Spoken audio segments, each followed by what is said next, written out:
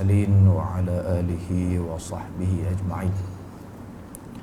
سبحانك لا علم لنا إلا ما علمتنا إنك أنت العليم الحكيم. رب اشرح لي صدري ويسر لي أمري واحلل عقدة من لساني يفقهوا قولي. Terima kasih pada pengurusi majlis kita Bang Saipul. Seterusnya tuan-tuan, perempuan muslimin dan muslimat yang dirahmati dan dikasihi Allah Subhanahu wa taala sekalian. Duk raya lagi depa aku ni noh. Lama sungguh. Alhamdulillah kita bertemu malam ni tuan-tuan. Cuma malam ni kita simpan sat buku tu. Buku bid'ah tu kita simpan sat. Saya nak cakap tajuk lain. Nah, malam ni. Boleh ke nak raya-raya ni kan duk bid'ah tak habis-habis.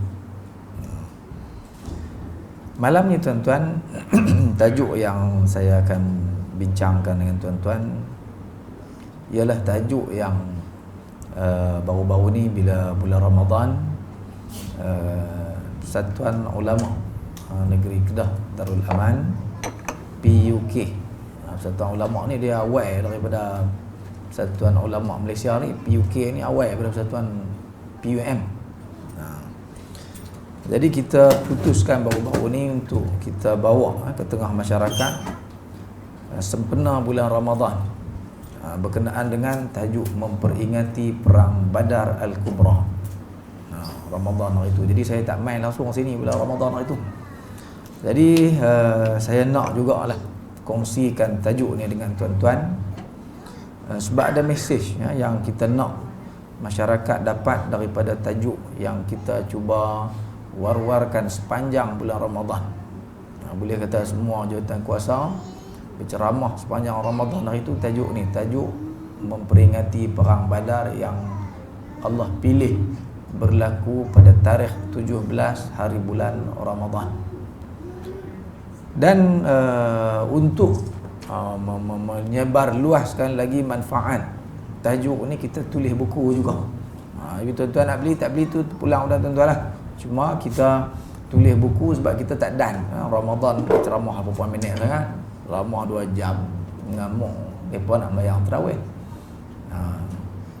Jadi buku dah ada di belakang tu, tuan-tuan nak sambil-sambil tengok pun boleh. Nipis ya bukunya, memperingati Perang Badar Al-Kubra. Bolehlah sebang-sebang siapa nak ambil lagi boleh, boleh ambil. Untuk sebahagian besarnya kita sumbangkan kepada Persatuan Ulama ala dana Persatuan Ulama Negeri Kedah Darul Aman. Okey. Saya mulakan tajuk ni tuan-tuan dengan kata-kata yang diucapkan oleh cicit Rasulullah sallallahu alaihi wasallam yang bernama Ali Zainal Abidin, yang lebih terkenal dengan panggilan Al-Imam As-Sajjad. Itu panggilan yang mana Sajjad ni orang yang rajin sembahyang, rajin banyak sujudnya kepada Allah Subhanahu wa taala. Dia ni pada Syiah dianggap sebagai imam yang keempat lepas Hasan, Sayyidina Ali, Sayyidina Hasan, Sayyidina Husain. Ni anak Sayyidina Husain lah ni. Jadi dia imam yang keempat. Jadi duduk marah-marah Syiah, pergi ambil Syiah pula malam ni tuan-tuan. Bukan nak bagi tuan-tuan jadi Syiah. Kerana Imam As-Sajjad ataupun Sayyidina Al-Imam Ali Zainal Abidin ni bukan ada kena mengenal dengan Syiah lah, pandai-pandai pibuh brand dia pada orang lain. Jadi jangan duk percaya kata semua Imam 12 tu Syiah, mohong lah tu. Ali Zainal Abidin ni anak kepada Sayyidina Husain bin Ali bin Abi Talib. Jadi kalau kok mak, dia akan pergi jumpa Rasulullah lah sallallahu alaihi wasallam. Ali Zainal Abidin pernah berkata, dan kalam dia ni kalau kita buka dalam Bidayah wa Nihayah kita akan jumpa. Sebelum nak masuk tajuk sirah tu, Ibnu Katsir nakalkan kalam yang diucapkan oleh Ali Zainal Abidin yang membayangkan kepada kita betapa pentingnya sirah nabawiyah, khususnya bab perang-perang Rasulullah tu perlu sangat dipelajari oleh umat Islam. Apa kata Imam As-Sajjad dalam bab ni? Dia kata kunna nu'allamu maghazi Rasulillah sallallahu alaihi wasallam kama nu'allimu surata minal Quran. Ada juga, banyak juga saya dengar orang duk baca kunna nu'allim, tapi saya nak terjemah kunna nu'allam di sini. Dia kata kami ni dulu ni, generasi kami, generasi ini generasi awal Islam. Dia pula cicit Rasulullah sallallahu alaihi wasallam, hebat dalam segala bidang. Dia kata kami dulu yang jadi lagu ni pasal apa? Kami diajar tentang siri-siri peperangan Rasulullah sallallahu alaihi wasallam. Ayah kami ajar, tok wan kami ajar, tok guru kami mengajar tentang siri peperangan-peperangan yang dilalui oleh Rasulullah dan juga para sahabat ni. Sebagaimana kita hari ni, maksudnya zaman dia lah, mengajak anak-anak kita mengaji Quran. Mengaji Quran ni tuan-tuan, sampailah ni nak bagi boleh sungguh, dia kena pergi menghadap tok guru. Arab kata kena talaqi. Dan satu lagi orang panggil apa tuan-tuan? Musyafahah. Maknanya talaqi tu kena jumpa tok guru lah. Tak boleh belajar kot pakai YouTube ke, beli program apa yang bagus ni 3 hari boleh. Lebih fasih daripada Sudais. Buat dan jadi tuan-tuan. Dia kena pergi cari tok guru, kena mengaji pun lama jugalah. Baru boleh semua. Musyafahah, mana kena tengok bibir mulut tok guru, lagu mana dia sebut huruf-huruf tu. Kalau tidak duk pelet kau Pulau Pinang. Pelet tu orang dengar pada jauh, orang tahu dah tu saya Pulau Pinang tu. Tidak pun tu polih lepas dah. Bunyi tu tahu lah. Sebab Quran ni kena mengaji depan tok guru ni sebab dia nak sebut huruf. Kita orang Melayu tuan-tuan. Arab pun kena cari tok guru nak bagi fasih tu. Lepas tu dah boleh mengaji Quran, boleh baca sendiri ikut suka ke? Dah. Nak ismam lagu mana kalau tak mengaji kat tok guru? Nak saktah lagu mana kalau tok guru tak tolong tunjuk lagu ni nak saktah, lagu ni nak bacaannya ismam dan sebagainya.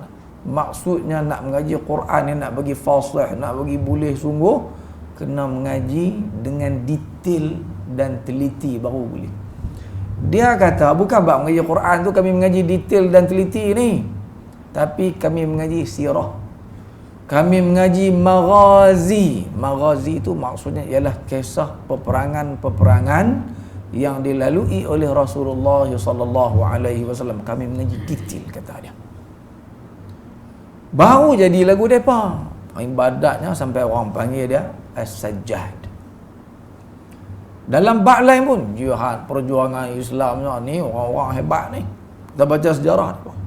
Maknanya dia seolah-olah nak ajak kita nak jadi lagu mereka, nak jadi lagu generasi mereka dulu ni, kena ikut macam mereka lah. Kita makan makanan mana-mana lah sedap nasi Arab. Oh Allah, balik duk teringat ni, duk nak pergi bulak minggu depan. Kita pergi belajar cara nak buat orang buah abang lah, bagi resipi kat kita. Kena buh benda tu, kena buh kekeh ni, kena buh rempah tu. Kita tak mau ikut. Kita pergi buh ikut suka kita, campur belacan pula sikit. Duk era awal tak jadi. Itu buat buh belacan. Dah tak jadi buh belacan, mana buh belacan. Dia tak mau ikut resepi orang bagi, lepas tu duk harap jadi lagu tu juga. Memanglah tak akan jadi. Maka sebab itulah kita ketengahkan tajuk ni tuan-tuan, supaya masyarakat sedang penting mengaji sejarah ni. Khususnya bab siri-siri peperangan Rasulullah sallallahu alaihi wasallam. Kalau tidak tak sempurna. Kita mengaji fiqh saja. Kita mengaji tafsir saja. Kita mengaji tauhid saja. Mengaji tu, tapi sirah kita rasa macam alah ni tak penting, mana baca ni pun boleh. Tak boleh lagu tu tuan-tuan. Hak ni pun salah satu benda penting dalam kehidupan kita, supaya kita benar-benar memahami kehidupan Rasulullah sallallahu alaihi wasallam. Di antara faedahnya, kenapa perlu kita mempelajari sirah ni, ialah nak faham Quran. Quran ni tuan-tuan perempuan sekalian, dia turun bitadarruj, Arab kata. Dia turun sikit-sikit. Dia bukan turun sebuah lagu tu. Dia turun sikit-sikit berdasarkan kebanyakannya peristiwa. Ada hak tak berdasar peristiwa pun banyak, Tapi kebanyakan ayat-ayat Al-Quranul Karim turun dalam peristiwa tu, dalam peristiwa ni, sepanjang kehidupan Nabi SAW selama 23 tahun. Nabi duduk di Madinah Al-Munawwarah saja 10 tahun. 10 tahun tu Rasulullah mengikuti peperangan, kata Ibnu Ishaq, kata Ibnu Sa'ad, kata Musa ibn Uqbah, para ulama-ulama sirah, 27 kali dia kata. Hak perang yang Rasulullah pi, Arab panggil, dalam istilah-istilah ni dia panggil ghazwah. Ghain, zai, waw, ta marbutah. Kalau sebut ghazwah tu hak perang hak Nabi pi. Kalau Nabi tak pi, dia panggil sariyah. Yang Nabi hadir saja ada 27 kali, kata Ibnu Ishaq. Adalah beza riwayat sikit, ada kata kurang sikit daripada tu, 26. Ada yang kata sampai paling kurangnya, kalau tuan-tuan buka dalam Sahihul Bukhari, Zaid ibn Al-Arqam meriwayatkan jumlah perang Rasulullah ada 19 kali. Makna cara kira itulah yang menyebabkan jumlah tu berbeza. Setengah peristiwa tidak dianggap sebagai ghazwah, tapi ulama ni kata tu ghazwah lah tu. Itu yang menyebabkan berbeza jumlah bilangan peperangan-peperangan yang dikira oleh ulama-ulama sirah. Yang sariyah, sebab antara ulama kata 37. Kita terimalah sat. Kata Ibnu Ishaq, kalau 27 campur 37 berapa tuan? Dua ada 60 kali lebih, 64 kali. Bayangkan berapa banyak ayat-ayat Quran yang turun dalam 64 peristiwa perang tu saja tuan-tuan. Bila kita tak pernah baca cerita tentang kisah peperangan tersebut, tak tahu cerita apa berlaku perang, tak tahu baca ayat saja, maka kita akan silap faham ayat Quran tu. Kita akan faham lagu lain, pasal kita tak tahu cerita tu. Tak tahu keluar kalam ya. Apa dia cerita mengenai apa? Jadi sebab itulah pentingnya sirah nabawiyah ni yang paling atas sekali ialah supaya kita dapat faham Quran. Dan kefahaman kita tu betul, tak salah. Tidak faham juga tapi tak betul. Lepas tu guna ayat Quran yang kau suka, dia rasa macam betul. Kalau kira terjemah, memang betul dah lah. Tapi bila kita bagi tally dengan cerita yang berlaku tu, tengok-tengok tak kena. Contoh saya bagi kat tu tuan-tuan. Tuan-tuan tengok ayat di depan ni. Ayat ni masyhur tuan-tuan. Tapi bukan masyhur semua tu kat kita. Tang tengah tu sikit ya, yang orang Melayu tahu semua. Tanyalah orang Melayu tang mana apa, dia mesti tahu ayat ni. Tang mana tuan-tuan cuba teka tuan-tuan.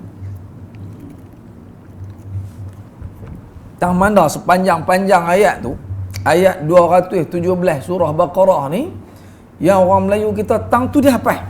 Selalunya tambah kalau orang mengaji dia mesti tahu lah. Tang mana tuan? Tang mana? Amboi tak mau nak jawab juga, berapa tahun dah nak mengajar sini. Apa ayat mana tuan? Tu lah tu bunyi tu. Tapi tu dia orang Melayu duk lagu tu malu. Wal fitnatu akbaru, ataupun dalam satu ayat lagi asyaddu minal qatl. Tang tu tanya orang Melayu apa dia hafal. Okey, mungkin tak pernah dengar, tapi kalau saya terjemah tuan-tuan mesti tahu. Ayat ni tahu. Makna dia apa kalau kita terjemah? Dan fitnah itu lebih besar daripada membunuh. Betul ya tak tuan-tuan? Mak tanya orang mana, tanya ayah kita, mak kita pun tahu. Kita tanya budak sekolah pun dia tahu. Fitnah itu besar daripada membunuh. Selalunya kita duk guna ayat ni bila tuan? Bila tersebar fitnah-fitnah apalah.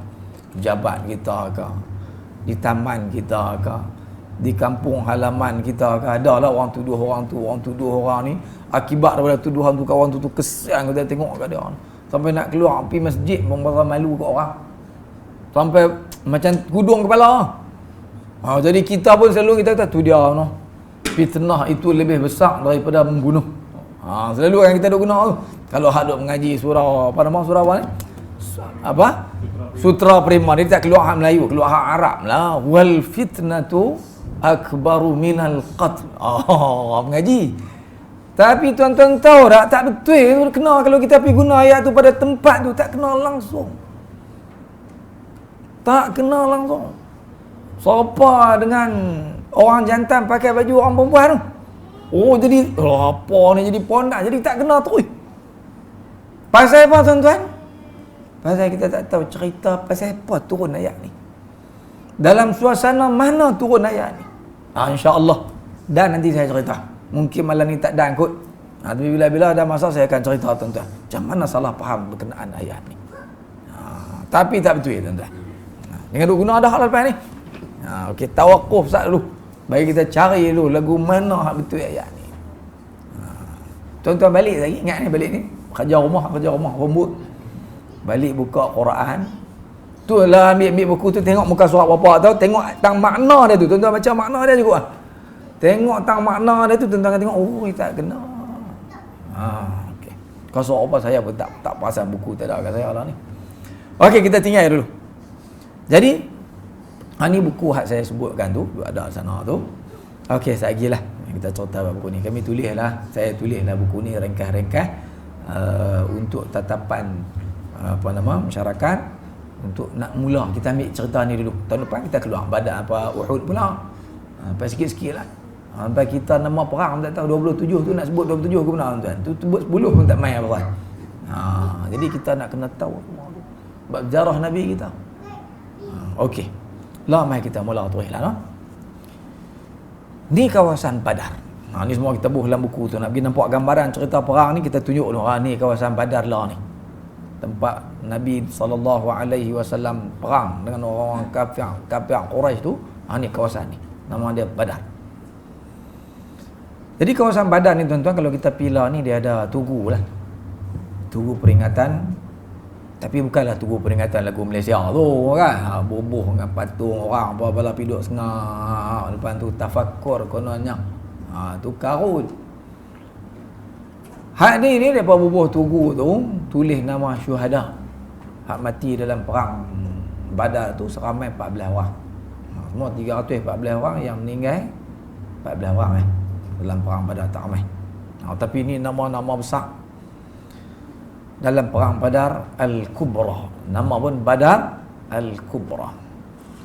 Kawasan Badar ni, untuk pengetahuan tuan-tuan perempuan sekalian, dia kawasan ayak. Kawasan orang-orang Arab kalau nak cari ayak, bila dalam perjalanan dan sebagainya habis ayak ataupun tang tu lah, mereka akan ready, tang tu akan pergi ambil ayak, mereka akan pergi ambil di kawasan Badar ni. Sebab kawasan Badar ni terkenal sebagai kawasan yang banyak telaga. Telaga tu, tang ni, telaga. Kawasan tu memang banyak ayak, dan kawasan tu orang-orang Arab bina telaga. Dan dinamakan kawasan ni dengan nama Badar sebab orang yang pertama yang pergi gali telaga tu nama dia Badar. Dan suku Arab yang tinggal di kawasan ni di zaman Nabi dulu, nama dia suku Juhainah. Suku Juhainah, kabilah Juhainah duduk sini. Okey. Dan untuk nak memahami juga sirah ni, cerita perang Badar ni, kita kena tengok peta lah. Kena tahu kedudukan Badar ni agak jauh mana pergi ke Madinah tu. Baru kita boleh agak lokasi tu. Baru boleh kita memahami sungguh bagaimana peperangan ini berlaku. Dan oleh kerana kawasan Badar ni bukan kawasan kita, jadi terpaksa lah saya tunjuk peta ni. Sebab tuan-tuan pun, siapa pergi dah? Duk pergi umrah tahun lepas pergi, tahun belik nu pergi, tahun sudah pun pergi juga. Siapa pergi tempat namanya Badar ni tuan-tuan? Ada siapa-siapa kot ni pergi? Takkan tak pergi umrah langsung kot orang kot ni. Pergi tak tuan-tuan? Selalunya kita hanya dibawa pergi ke Uhud. Badar ni jarang nak pergi. Saya ingat tak ada siapa lagi saya duk tanya, kata, saya pergi dah ustaz. Pasal apa yang tuan-tuan tak suruh mereka bawa pergi? Bayang bertujuh 8,000 sampai Badar pun tak boleh pergi tengok. Padahal perang Badar ni lah perang hak besar ni. Hak mana Nabi SAW mengangkat martabat para sahabat ni, hak paling tinggi di kalangan sahabat ni, Habib perang Badar tu. Sampai para sahabat, di belakang buku tu ada satu bab pengajaran yang kita nak ambil di situ. Kenapa kita kena tahu sangat Badar ni? Sebab para sahabat-sahabat Nabi yang terlibat dengan perang Badar ni, istimewa mereka ni tak sama dengan sahabat-sahabat lain. Sampai kalau mereka ni, hak 300 orang hak balik, hak hidup lagi tu, kalau mereka buat salah apa-apa lah dalam kehidupan mereka, sekalipun salah tu besar sangat, Nabi akan maafkan mereka lagu tu. Sampai tahu tu. Hatib bin Abi Balta'ah, ada seorang sahabat Nabi, ingat nama tu? Dia khianat kepada negara Islam Madinah.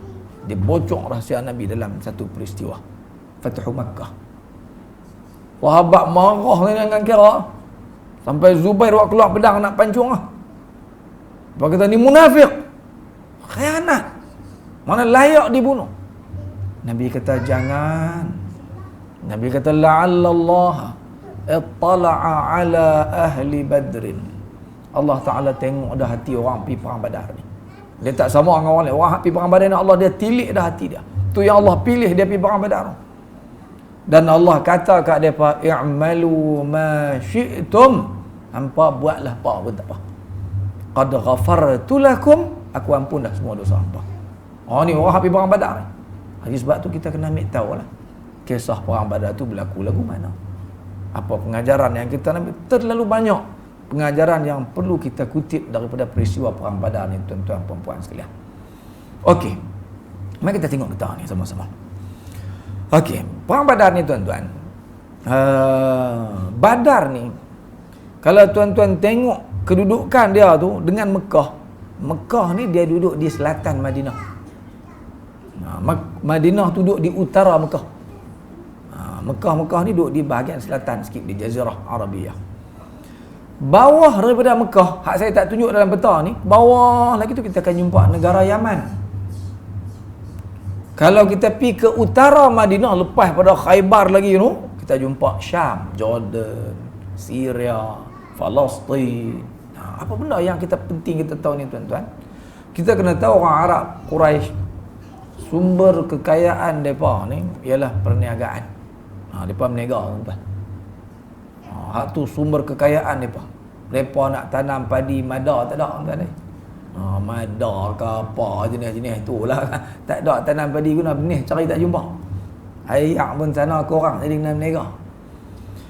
Mereka ada 2 kali perjalanan perniagaan mereka. Destinasi perniagaan mereka ni musim sejuk sekali, musim panas. Ada 2 musim ni yang Allah sebut dalam surah Quraisy. Li'ilafi Quraisy ilafihim rihlatash syita. Musim sejuk. Syita maknanya musim sejuk. Wasaif, saif musim panas. Musim sejuk depa akan pergi berniaga di Yaman bawah. Sebab sejuk ni banyak belah atas lah. Kan kita daripada Mekah kita rasa panas kan. Bila kita pergi ke Madinah rasa sejuk lain sikit. Lagi atas lagi sejuk. Jadi bila tiba musim sejuk, belah atas tu, belah Syam tu, salji pun turun. Jadi dia akan pergi berniaga di Ibarah, di mana? Di kawasan Yaman. Dan bila tiba musim panas, kafilah-kafilah orang Arab ni dia akan pergi berniaga di Syam. Tu 2 perjalanan tu yang mengasaskan perniagaan orang Arab Quraisy ni yang sangat berjasalah kepada orang-orang Quraisy ialah datuk Nabi sallallahu alaihi wasallam yang bernama Hashim bin Abdi Manaf. Dia jasa besar dalam bab ni kalau kita baca sejarah dia. Okey. Madinah ni dengan Badar jarak dia tuan-tuan bukan dekat. Selama ni barangkali orang duk bayang Allah dekat pun. Apa kita tak nak pergi, kita dah bahasa awak.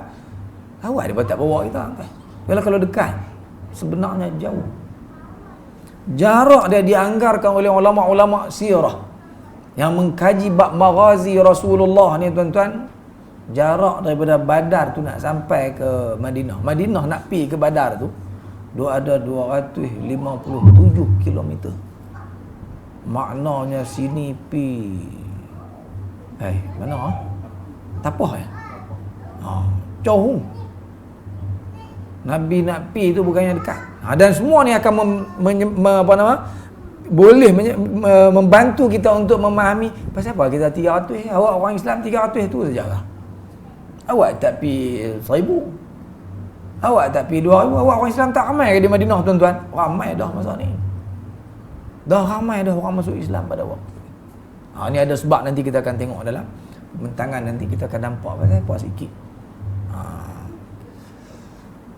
Jarak lah ni tak sampai dah lah. Macam kita dulu lah. Dulu kalau pergi Kuala Lumpur zaman-zaman dulu tuan-tuan, mau 10 jam dia kata. Lah 4 jam lah. 5 jam sampai dah Kuala Lumpur tu. Ada jalan straight lah kan. Kalau lah ni dalam 150. Lebih kurang lah betul lah. Dianggarkan jarak nak pergi ke Badar. Okey tuan-tuan. Jadi tuan-tuan perhati tengok kan, dia punya peta ni. Orang Arab Quraisy bila dia nak berniaga nak pergi Syam, dia kena lalu ke mana? Dia mesti tak boleh elak daripada Madinah. Nampak tak tu? Ni semua punca-punca peperangan yang akan kita tengok sekejap lagi insya-Allah. Apa lagi data-data mentah untuk kita faham cerita perang Badar ni? Yang pertama, tarikh Nabi SAW bertolak daripada Madinah tu nak pergi ke Badar yang jaraknya seperti yang kita sebutkan tadi pada tarikh 12 Ramadan. 12 hari bulan Ramadan Nabi keluar. Tahun bila? Tahun kedua Hijrah. Tahun kedua Hijrah ni lah juga telah difardukan ibadat puasa. 12 Ramadan Nabi ajak sahabat-sahabat, jom keluar. Kita nak pergi sekat rombongan perniagaan yang dibawa oleh Abu Sufyan. Tarikh berlaku perangnya ialah 17 Ramadan. Kata Ibnu Asakir, salah seorang ahli sejarah yang menceritakan tentang perang Badar ni, dia kata 17 Ramadan tahun tu jatuh tepat pada hari Jumaat. Dan hari itulah yang dikenal dengan nama Yaumul Furqan dalam Quran sebut. Jumlah tentera Islam 314. Adalah perbezaan riwayat sikit. 313 tentu duk dengar kan. Ada orang kata 314, ada yang kata 317. Ni ada sebab lah perbezaan pendapat ni. Sebab ada sahabat tak pi. Sahabat nak bersiap-bersiap nak pi dah, tiba-tiba tak pi. Nabi kira dia macam pi juga. Sebab ada sebab yang menghalang dia tak pi. Ada orang yang siap-siap, Nabi kata hang tak pi, hang kena pi tunggu kawasan ni. Depa ni walaupun tak pi perang, dianggap sebagai peserta ataupun ahli perang Badar juga. Jadi ada yang kira, ada yang tak, tu jadi jumlah tu biasalah.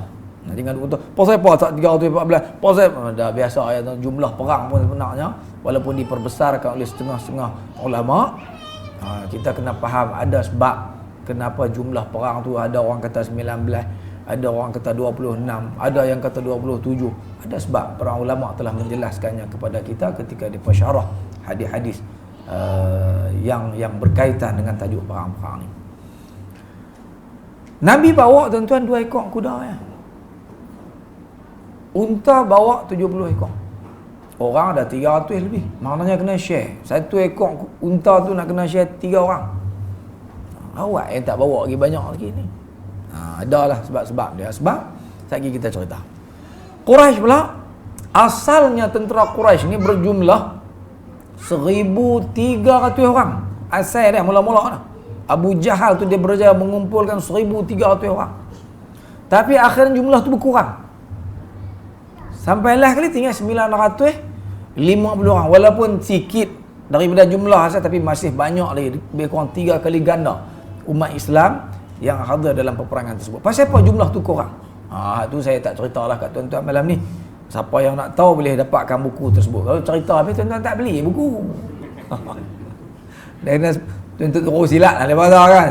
Dia simpan sebiji 2. Pasal apa ni? Dia kena beli. Okeylah. Jumlah tentera Quraisy okey.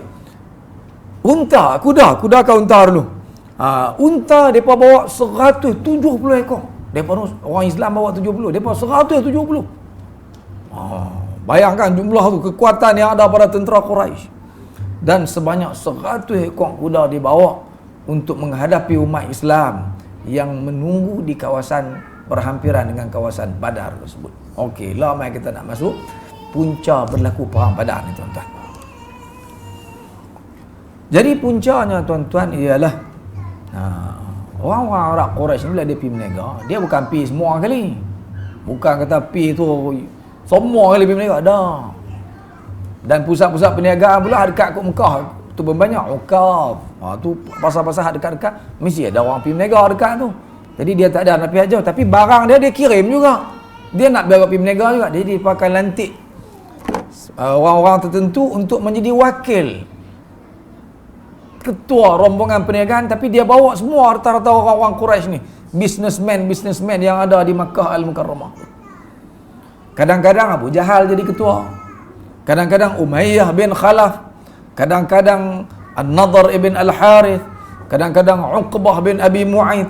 Dan kali ni tuan-tuan, tiba giliran Abu Sufyan bin Harb bin Umayyah. Dia yang bawa barang dagang orang Quraisy yang sangat besar. Kita tengok video ni tuan-tuan. Nak membayangkan, nak gambarkan peristiwa perang Badar ni, tuan-tuan tengok, perhati video ni. Okay. Harap boleh dengar suara ni ya.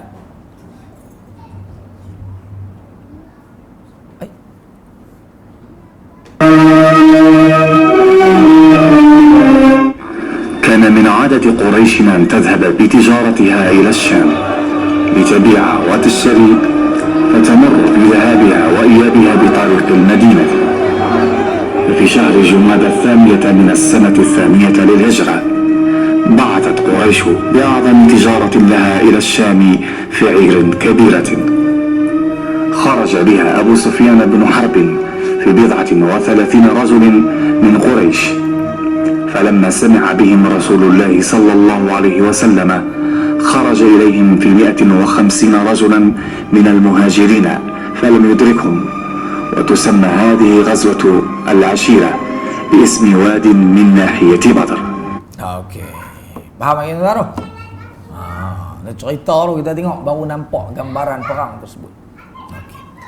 Dia kata pada bulan Jamadil Akhir. Ingatlah Jamadil Akhir, lepas tu Rejab lah kan. Sya'ban, Ramadan, baru perang Badar. Abu Sufyan bawa barang dagangan yang sangat banyak. Yang membantu dia dalam rombongan perniagaan nak pergi ke Syam tu lebih kurang dalam 30 hingga 40 orang lagu tu. Tapi barang dagangan dia bawa banyak ni. Jadi bila berita tu sampai kepada Rasulullah sallallahu alaihi wasallam dan para sahabat, Nabi pun keluar. Nabi pun bawa umat Islam daripada kota Madinah Al-Munawwarah nak pergi sekat barang dagangan yang dibawa oleh Abu Sufyan dan nak rampas barang dagangan tersebut. Nabi bawa lebih kurang 150 orang umat Islam. Jadi tuan-tuan, kali ni tuan-tuan, Abu Sufyan bernasib baik. Nabi terlepas. Bila Nabi sampai tahun tu, depa dah terlepas dah kawasan yang dia yang dilalui oleh orang-orang Quraisy tu. Nabi tak dan dengan depa. Mungkin berita sampai awal ke dan dia cepat, depa dan terlepas daripada serangan daripada Nabi Muhammad dan juga para sahabat-sahabat. Nabi cuma dan sampai ke satu kawasan nama dia Al-Ashirah, dia sebut tadi kan. Tapi yang tepatnya ialah Al-Ushairah. Dalam buku tu pun tuan-tuan betul sikit.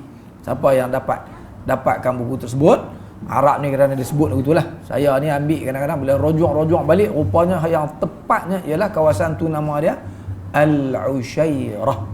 Jadi perang ni tuan-tuan walaupun tak berlaku ni, dipanggil oleh para ulama kita dengan nama Ghazwah Dhil Ushairah. Tapi tak berlaku apa-apa sebab mereka lepas lah. Okey, tak apa, Nabi pun batal balik. Kemudian tuan-tuan, mereka bila pergi menega, takkan tak balik. Mesti mereka balik. Hak balik ni lah hak berlaku perang Badar. Mari kita tengok peristiwa seterusnya. ولما علم برجوعهم من الشام خرج إليهم في العشر الأوائل من شهر رمضان في 314 رجل من المهاجرين والأنصار معهم فرسان و70 بعيرا، وسار حتى عسكر بالروحاء وهو موضع على بعد 40 ميلا في جنوب المدينة.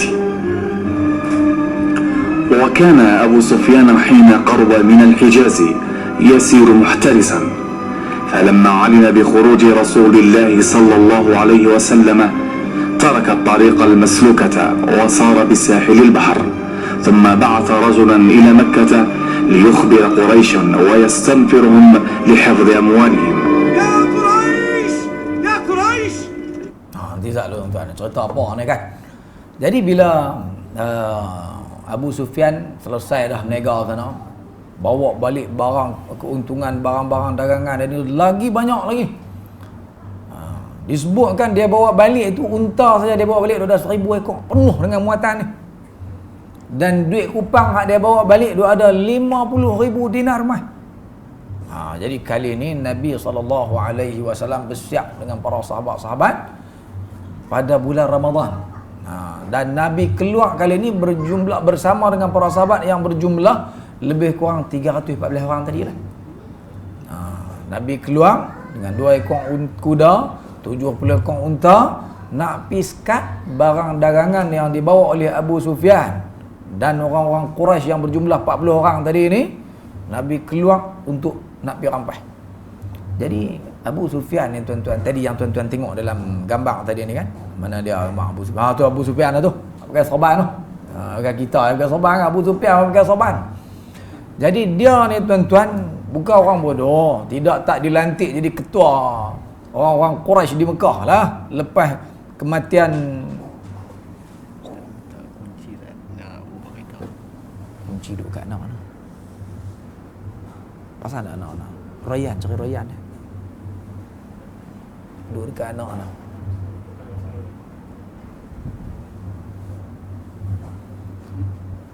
Okey tuan-tuan, jadi Abu Sufyan ni bila dia nak balik, dalam perjalanan balik tu dia dah boleh agak dah. Kalau dulu depa mai pun diganggu, takkan bila balik nak selamat lagu tu saja. Muhammad dan umat Islam yang ada di Madinah mesti akan kacau. Akan cuba buat sesuatu terhadap barang dagangan yang dia bawa balik dengan sangat banyak ni. Jadi dia tuan-tuan, apa dia buat? Dia pi riki jalan tu. Dia sendiri pi dengan seorang sahabat dia. Dia pi, dia tanya orang tu, dia tanya orang ni, dan di antara yang penting dalam risikan yang dibuat oleh Abu Sufyan ni tuan-tuan, dia dalam perjalanan dia duduk cari tu, dia jumpa tai unta banyak. Nabi keluar berapa orang? 70 ekor unta. Berak ni kira kan. Kalau tambah berhenti tak mana-mana tempat. Jadi bila dia tengok tai-tai unta ni, dia pi kat tai-tai unta tu, dia kaih. Bila dia kaih tai-tai unta ni tuan-tuan, agak-agak dia jumpa apa? Dia jumpa dalam tai-tai unta ni biji kurma. Ni biji kurma. Dah bulan Ramadan tuan-tuan kan, buka puasa, unta buka puasa kot. Dah. Dia bila dia tengok tu, dia tahu tu lah, kita memang dalam keadaan tak selamat. Confirm unta-unta ni misi mai daripada Madinah. Sebab orang Madinah ya yang bagi makan unta, bagi makan buah kurma. Sebab kurma banyak sana. Orang lain tak ada ambil tahu tu. Jadi dia tengok tu, dia tahu dah, ini mesti orang Islam yang mai daripada Madinah dalam usaha nak sekat, nak rampas barang dagangan yang dia bawa, nak balik ke Makkah Al-Mukarramah. Jadi dia pun patah balik cepat-cepat Abu Sufyan ni. Apa dia buat tuan-tuan? Yang pertama, tindakan yang dibuat oleh Abu Sufyan bawa rombongan dagang yang dia bawa tadi ni, dia panggil air ataupun kafilah kita panggil kan. Dia bawa ikut jalan lain, laluan tepi laut yang tak pernah orang lalu, untuk nak menyelamatkan rombongan dagang yang dia bawa ni. Dan sambil-sambil itu dia upah satu orang laki-laki. Tadi tuan-tuan tengok tu. Dia upah laki-laki ni. Mari kita tengok dia buat lagu mana. ثم بعث رجلا إلى مكة ليخبر قريشا ويستنفرهم لحفظ أموالهم. يا قريش يا قريش يا قريش يا قريش، احملوا سلاحكم، دافعوا عن أموالكم. محمد ورجاله يهاجمون قافلتكم. كم عددهم؟ 300 وبضعة فرسان. سيكون لنا 200 فارس. وعدد إبلهم؟ 70. سيكون لنا 170. و20 ناقة من إبلي تحمل دنان الخمر، سنجعلها حفلا. هذه هي الحرب التي كنت أنتظرها. فقال Jadi dia upah satu orang laki-laki tadi tu, hak lari pergi sana tu kan, nama dia Damdam. Nama pun tak sedap, nak tupang pun nama anak kan. Nama dia Damdam bin Amru. Nama nak salim saya lah. Lagi berkenan buah Muhammad Damdam lagi. Damdam bin Amru Al-Ghifari, daripada keturunan Bani Ghifar. Ghifar ni menyamun ni. Jadi upah dia ni supaya pi Mekah, pi habaq kat depa, keadaan depa sekarang ni tak selamat, hampa kena mai tolong kami. Jadi dia pun larilah pi sana, tuan-tuan tengok tu. Tapi dalam sejarah tuan-tuan, dia bukan naik kuda, dia naik unta. Saya duduk sembang tu, bukan naik kuda. dia ubah sikit ikut skrip cerita ni. Dia naik unta, dia sampai saja di Makkah Al-Mukarramah tu, apa dia buat tuan? Dia sampai dia nak pergi nampak kalut ni, dia koyak baju dia, kemudian dia terbalikkan pelana kuda dia tu, unta dia tu nak pergi nampak kalut. Dia bagi luka unta hak dia naik, bagi nampak berdarah-darah, dia potong hidung dia, kerak telinga, nanya kira unta tu. Jadi bila sampai tu orang nampak kalut, dia menjerit daripada jauh. Dia kata al-latimah al-latimah, al-ghauth al-ghauth. Makna dia tolong lagu tu, lagu terjemah tuan kan. Dia buat kalut ni. Bila dia sampai dia kata apa tadi ni, kalau adalah ayat dalam filem kita tengok ni, dia kata ihmilu silahakum, bawa senjata kamu kan. Muhammadun wa rijaluh, Muhammad dan tentera-tenteranya, yuhajimuna qafilatakum, serang tu barang dagangan nampak tu, cepat. Jadi berlakulah orang pakak berhimpun apa semua. Tu tanya, depa banyak mana? Abu Sufyan abang dah. Abu Sufyan tahu mana tuan-tuan? Dia abang mana? Jumlah depa lebih kurang 300 orang lebih. Dia tahu mana tuan? Tu dia kira tik unta lah. Kira ada apa ketui. Boleh agak terus. Paling banyak yang boleh dibawa daripada jumlah tu, sekian banyak. Dia kata dalam lebih kurang 300 orang depa.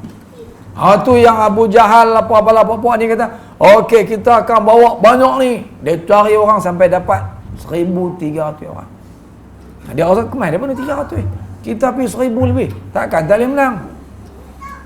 Unta mereka banyak mana? Dia dapat semua dah jumlah tu. Dia tu kata 70 ekor, kita akan buat 170 ekor. Kuda sekian-sekian, dia bagi jumlah. Lepas tu dia sebut apa? Okey, 20 ekor tu khas untuk bawa arak saja. Kita akan pesta di sana. Gelap besar tu Abu Jahal, saya teka lah kan. Tu Abu Jahal gelap besar, sombong tu. Lepas tu dia kata, inilah perang yang aku duk tunggu nak berlaku nanti.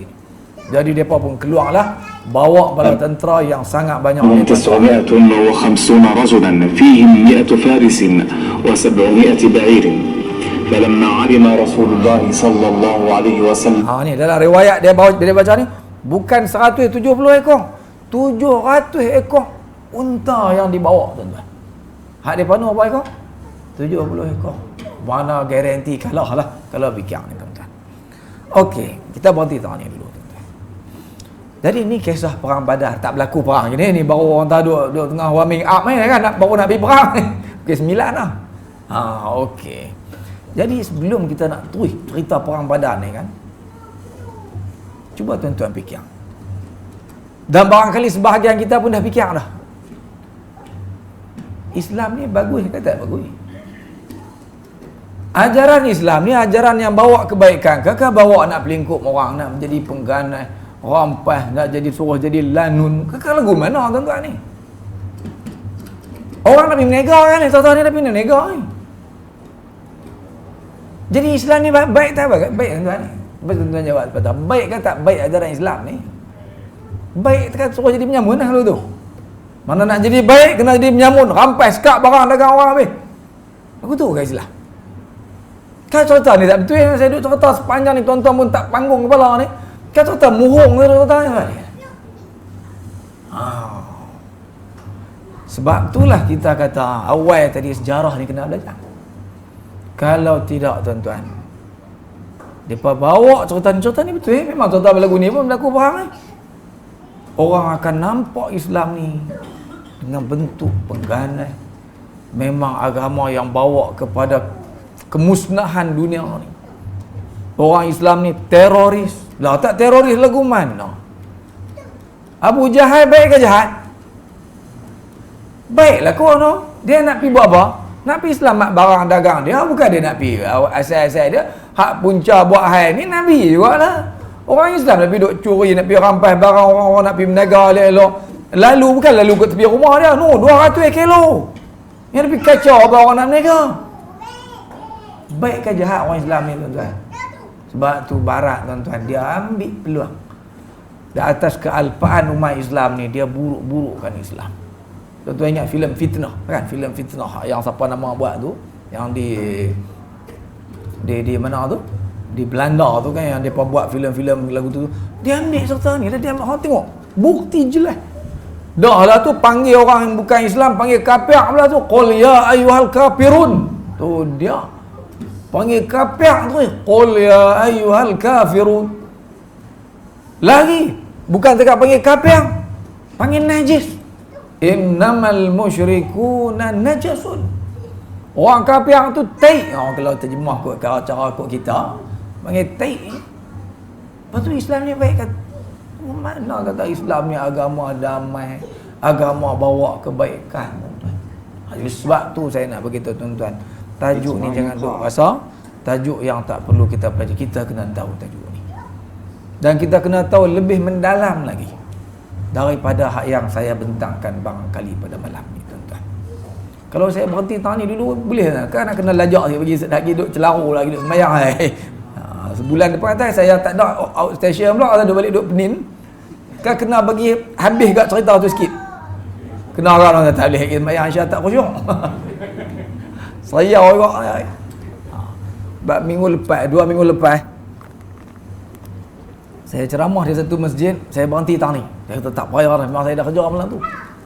Lepas memang saya nak pergi, dia tahan ustaz cerita saya sikit, tak boleh duduk. Dia tak boleh nak terima. Pasal apa dia pergi duduk kacau barang orang tu? Dia tanya tu. Gantung tu. Kita ambil lah sikit malam ni. Dan tuan-tuan boleh baca sendiri sebenarnya tajuk ni bukan payah mana pun. Tapi bila kita nampak perjalanan tu, dia akan mudah untuk kita memahami cerita tu bila kita baca.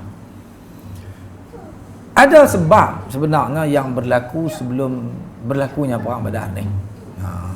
Kalau tuan-tuan buka buku tu awal-awal sekali saya sebut muka surat pertama, kedua lagi bila nak cerita perang Badar ni, tuan-tuan akan tengok ayat tadi balik. Mana ada ayat tu? Ayat saya kata popular tadi ni kan.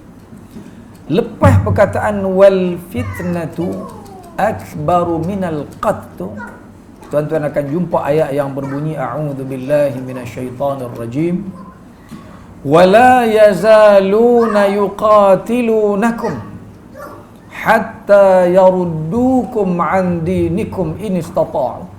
Apa makna ayat ni tuan-tuan? Allah kata puak-puak kafir Quraisy tu mereka akan berterusan. Mereka tak berhenti. Mereka misi akan terus memerangi kamu sehingga kalau boleh mereka nak hampa murtad semua balik jadi kafir lagu mereka balik. Ni cerita ni Nabi hijrah dah. Baqarah kan surah Madaniyah tuan-tuan ni. Baqarah ialah surah Madaniyah. Nabi dah hijrah ke Madinah dah. Jadi pada masa ni Allah turunkan ayat ni. Allah kata hampa hijrah dah pun, tapi puak kafir Quraisy tu mereka tak akan biar. Mereka mesti akan kacau kamu. Mereka akan perang dengan kamu sampai hajat mereka terhasil. Mereka nak hampa murtad jadi kafir balik lagu mereka tu. Jadi semua yang Allah sebut ni, kita apabila baca Quran kita sebut sadaqallahul azim. Walaupun puak-puak Wahabi kata bid'ah baca tu, kita tak kira, kita baca juga. Kita tak salah. Okey. Kita percaya apa Allah kata ni mesti betul ya tuan-tuan. Jadi kita kena tahu bahawa orang kafir Quraisy ni bila Nabi SAW mengarahkan para sahabat untuk berhijrah ke Habsyah, Nabi kata siapa tak tahan dah, siapa rasa tak boleh nak sabar dah duduk di Mekah ni, duduk kena seksa, kena pukul sampai mati sebahagian para sahabat-sahabat Nabi kata pilah hijrah ke Habsyah. Di sana Nabi kata ada malikun la yuzlamu indahu ahad. Ada seorang raja di sana tu iaitu Najasyi itulah. Dia ni jenis raja yang adil. Walaupun dia bukan Islam. Masa tu dia belum Islam lagi. Dia ni tidak zalim orang. Walaupun dia kafir. Ada mana orang bukan Islam baik pada orang Islam pun ada. Ni macam Najasyi ni. Bila para sahabat hijrah pergi sana diketuai oleh Uthman ibn Affan dengan ketua seorang lagi nama Ja'far bin Abi Talib. Orang-orang kafir Quraisy hantar wakil dia bang. Yang paling terkenal sekali nama dia Amru bin Al-As. Tu jadi nanti jadi pejuang Islam hebat lah ni. Tapi masa dia kafir dulu ni orang paling benci ke Islam. Dan dia ni terkenal sebagai Duhatul Arab. Kira kalau nak cari orang Arab bijak-bijak pandai genius ni salah seorang. Muawiyah ni Duhatul Arab salah seorangnya dia. Bukan mana duhat tu kaki tipu. Ada bukan lagu tu yang dia faham. Memang orang bijak pandai. Waktu dia masuk ya Islam, Nabi bagi dia jadi ketua dalam perang tu. Bukan jalan-jalan orang. Sebab Nabi kata dalam hadis lain, an-nasu ma'adin. Orang ni macam bahan galian lah. Kalau dia dia duduk situ. Dia masuk Islam ke, dia kafir ke, dia tetap Kalau kata besi buruk, duduk lagu tu. Duduk dalam majlis kita pun kadang-kadang ni jadi orang kata Islam ni bagus, tapi tang perangai uduh tu, tang hak yang tak cerdik, tang hak tu nak ubah tak boleh. Payah nak ubah tu. Okey. Jadi Amr ibn al-As dia hantar oleh orang kafir Quraisy supaya pi pujuk, bukan tekak pujuk, pi rasuah Najasyi. Bawa barang-barang kulit. Sebab orang-orang Najasyi ni depa minat barang-barang kulit. Macam kita lah kan, kalau hak minat bandel tu hanya dia kata apa? Kutuan Najasyi dan orang-orang sana minat barangan kulit. Pi rasuah depa. Semua menteri-menteri kanan ke kiri dia semua dirasuah dah. Dengan Najasyi seorang. Cuma Najasyi ni orang raja yang macam Nabi kata adil. Dia pergi bujuk dia. Dia kata, tuanku, ni hak mai 780 orang berhijrah ke negeri tuanku ni, puak ni buat buat kacau di Mekah lu ni. Ni dia pindah ke negara tuanku pula, saya lagi dia buat kacau sini pula. Kami bimbang, kalau kami bimbang busuk nama kami juga. Dan depa mai ni bukan depa masuk agama tuanku pun. Murtadlah, murtad daripada agama kami. Bukan dia masuk agama tuanku pun. Lah tolong bagi balik depa kami. Tapi Najasyi ni dia adil. Akhirnya setelah dia teliti, dia bincang, dia tanya Ja'far khutbah panjang lebar seperti yang kita baca dalam kitab-kitab sirah tu, akhirnya dia tak bagi. Tu nak abang kata gangguan tu. Walaupun depa dah lari lah. Bukan kacau apa-apa dah. Tapi kata kafir Quraisy ni macam Allah kata, wala yazaluna yuqatilunakum hatta yaruddukum an dinikum in istata'u. Kalau boleh depa nak sampai murtadkan. Bila Nabi hijrah ke Madinah Al-Munawwarah, orang kafir Quraisy biar ke dah kan? Orang kata apa, depa hijrah dah lega dah, biar pian depa pi. Selamat dah. Dah. Nama kata kafir ni depa tak biar tuan. Antara yang diriwayatkan oleh ulama-ulama hadis kita ialah cerita ni. Tuan-tuan boleh baca riwayat panjangnya dalam buku tu, hadis Abu Daud yang ceritakan kepada kita di Madinah ni tuan-tuan. Perkembangan politik di Madinah ni setelah Nabi berhijrah. Walaupun masa tu tak ada lagi lah berita harian ke TV3 kan, semua tak ada lagi masa tu. Tapi berita hak duduk sana tu semua orang Quraisy tahu perkembangan politik apa duk balah tang mana di AP dengan PAS ke PAS dengan apa. Mereka tahu belakang di sana tu. Jadi pada waktu tu Abdullah bin Ubay ibn Salul, dia ni ketua orang Khazraj. Ketua orang Aus, nama dia Sa'ad bin Mu'ad. Ketua orang Khazraj dia ni. Dia ni tuan-tuan sebelum Nabi mai, dia lah nak jadi raja kan. Ura-ura nak jadi raja tu kira dah semua orang sembang dah lah. Kira kalau kita akan pergi beli bush jacket lah. Duk lak kasut ni. Duk nak pergi akak sumpah. Tahu-tahu Nabi SAW mai, tak lantik dia, lantik Nabi SAW. Tuan-tuan bayangkan macam mana permusuhan, dengki, sakit hati dia kepada Nabi Muhammad dan umat Islam yang ada. Jadi orang-orang kafir Quraisy ni tuan-tuan, dia tahu semua yang berlaku di sana, dia tulis surat kepada Abdullah bin Ubay. Dia kata, hang Abdullah, lah hampa duk lindung Muhammad. Lah kami bagi hampa 3 pilihan. Satu, hampa bunuh orang buat tu. Serang dia, bunuh dia. Orang khususnya orang Muhajirin lah. Ataupun halau dia keluar daripada Madinah, so balik mai ni balik. Ataupun kalau hampa tak buat 2 tawaran yang kami bagi ni, tunggu kami pi. Dan kami pi habis dengan hampa kami bunuh, anak isteri kamu akan jadi milik kami halal waktu tu. Kami akan buat sesuka hati kami. Jadi Abdullah bin Ubay ni tuan-tuan, bila dia ada tengah mau orang cucuh buah api pula kan, dia memang siap angkatan tentera. Tapi akhirnya dia tak jadi. Pasal dia tengok sokongan terhadap Nabi ni sangat kuat sangat. Tak jadi, tak mampu dia nak lawan. Lalu lepas tu lah baru dia pura-pura masuk Islam. Dan dia buat kenak kat Islam ni sampai sampai perang Tabuk, buat kacau. Yang kata Abdullah bin Ubay ni. Okey. Lagi peristiwa yang dicatat oleh ulama-ulama sirah kita. Di antaranya ialah kisah Sa'ad bin Mu'adz. Siapa tadi tuan-tuan? Ketua orang Aus. Sa'ad bin Mu'adz ni dia pergi umrah. Orang-orang Arab ni dia pergi umrah sebelum ajaran Islam, dia pergi umrah dah. Jadi dia pergi umrah dan dia ketua pembesar. Bila pergi ke Mekah, dia dilayan dengan istimewa sekali macam kita hari ni lah. Kalau kita pergi siapa nak tengok kan, bayar pilih pakai 40,000 pun orang buat kutu ya kan. Tapi kalau kita VIP tuan-tuan, depa iring nak pergi mana semua orang bawa. Lagu itulah Sa'ad bin Mu'adz ni. Dan dia ni ada kawan baik dia. Sebelum daripada zaman-zaman jahiliah lagi, Umayyah bin Khalaf. Umayyah bin Khalaf ni ialah tuan Bilal. Aduk seksa Bilal tak betul besar apa tu Umayyah bin Khalaf. Bila dia pergi Mekah, dia disambut oleh Umayyah. Umayyah ni lah pergi entertain dia, cari homestay ke apa, nak belum beli makanan, nak buat pergi mana, masa mana nak tawaf waktu orang korang sikit, ada ni duk bawa.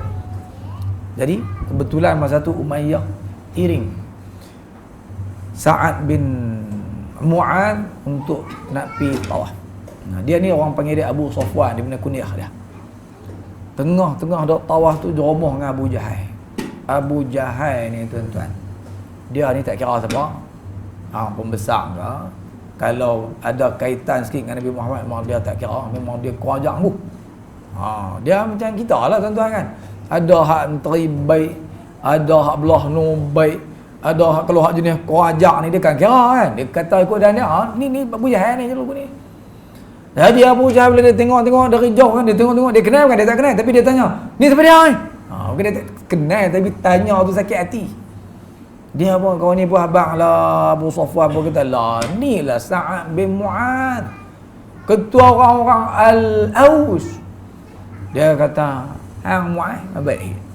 Hampa yang duk lindung Muhammad, buat kacau tempat kami. Kalaulah tak kerana hang ni duduk dengan Umayyah ni, hang mampu hang dengan aku. Aku bunuh hang tak balik dah ke Madinah. Dia ugut. Tapi Sa'ad bin Mu'adz tuan-tuan bila kena ugut lagu tu, dia kata kalau hang berani hang buat. Habis korang gitu lah korang, walaupun tak ada dalam terjemahan tu. Kalau jadi apa-apa kat aku, hang siap. Hampa nak berniaga nak lalu ke mana? Apa lalu kau nak berniaga? Rihlatus saif, rihlatus syita'i was-saif. Hampa nak pergi mana? Mesti lalu kau kami kan? Kami nak biar, nak tengok saja aku tu.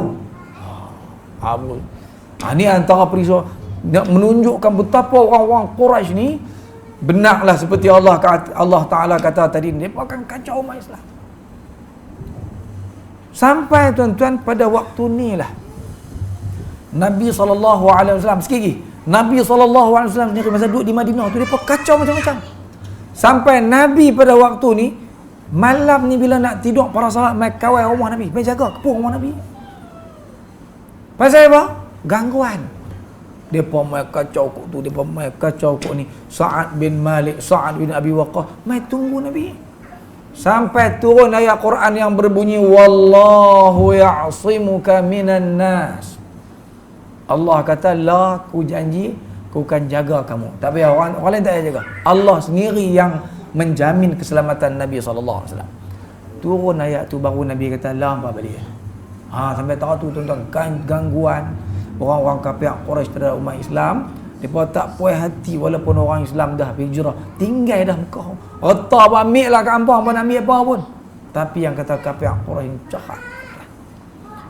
Maka lepas peristiwa ni lah, peristiwa-peristiwa yang banyak ni lah, Nabi SAW takkan nak biar tuan-tuan kan. Kita ada negara dah lah ni. Dulu ya lah biar. Nabi bila orang seksa ke orang buat apa, Nabi kata kat sahabat, sabar. Nabi marah pula sahabat-sahabat yang tak sabar. Nabi kata, hampa ni tak sabar, hampa tahu tak orang dulu-dulu sampai digergaji kepala dia, belah tu. Nabi kata aku tu kat sahabat-sahabat, suruh sahabat, tahan, jangan lawan. Tapi bila sampai kita ada negara dan turun pula ayat Quran pada waktu itu, udzina lil ladzina yuqataluna bi annahum zulimu. Ni ayat yang membenarkan, mengizinkan umat Islam pergi perang. Barulah Nabi SAW ambil tindakan setelah Allah izin. Ada dua tindakan yang dibuat oleh Nabi SAW yang disebut oleh ulama sirah. Tuan-tuan buka Ar-Rahiqul Makhtum contohnya kan. Dia buat uraian tu cantik sangat. Saya ambil, saya buh dalam tu. Yang pertama apa Nabi SAW buat? Nabi mengikat perjanjian damai dengan orang-orang Arab yang ada berhampiran dengan Madinah. Kan kabilah Bani Dhumrahnya, Bani Amir, macam-macam Bani Arab yang duduk di sekitar kota Madinah tu, Nabi buat perjanjian damai dengan mereka. Maknanya mereka ni akan jadi sekutu kepada negara Madinah lah. Walaupun mereka tu kafir, bukan Islam pun, tapi nak mengurangkan musuh. Biar musuh tinggal Quraisy. Orang Quraisy pun tak boleh nak mempengaruhi dia sebab mereka ada hubungan dengan negara Islam Madinah. Dan yang keduanya, Nabi SAW mempertimbangkan cadangan sahabat-sahabat. Nabi punya idea pun lagu tu lah. Kan Sa'ad kata orang tadi tu, alah ada satu ruang, ada satu cadangan macam mana nak buat? Lah kita kena lemahkan orang Quraisy. Biar mereka sedap sikit. Jangan duk ingat mereka yang boleh buat ke orang. Kita awak duk tengok saja, awak kami tak boleh buat apa. Dia Islam dia lagu tu. Jangan duk kata Islam ni tak apalah, kita sabarlah. Ada ketika Nabi kalau dia maki orang, tuan-tuan, dia kata berau. Jangan duk kata tak ada. Nak baca sejarah baru kita nampak lagu tu Islam. Nabi buat apa, tuan-tuan? Nabi sekat semua rombongan perangan daripada Quraisy. Nabi lantik pengintip perisik untuk dapat maklumat. Ada rombongan keluar Nabi sekat. Keluar Nabi bawa para sahabat. Kadang-kadang Nabi pergi sendiri, kadang-kadang Nabi hantar para sahabat Nabi. Sebelum perang Badar sahaja, Nabi hantar 8 kali siri peperangan. Sebelum perang Badar ada 8. Tak adalah kita nak sebut semua tu pada malam ni. Nabi hantar 8. Hak yang Dhil Usyairah tu salah satu daripada 8 tadi. Dan yang ke-9-nya barulah berlaku perang Badar tu. Tujuan Nabi buat ni pasal tuan-tuan, inilah strategi kan. Salah tak kita nampak Islam buat lagu tu? Kata tuan kata tak patut, apa duk kacau orang, nanti orang kita tak duk tang tu. Kita pun tuan-tuan sepatutnya kena ada pemikiran macam ni. Tak boleh biar musuh buat ikut suka dia. Ada ketikanya kita kena tunjuk juga kekuatan kita, baru musuh tu sedar diri. Kalau tidak, dia rasa dia pula boleh buat sewenang-wenangnya. Dia nak kata apa dia kata, dia nak buat apa dia buat. Tak mempedulikan kita lagi dah. Sebab tu kadang-kadang ada hak ni orang kita siasah syar'iyah yang hanya memahami benda ni para ulama.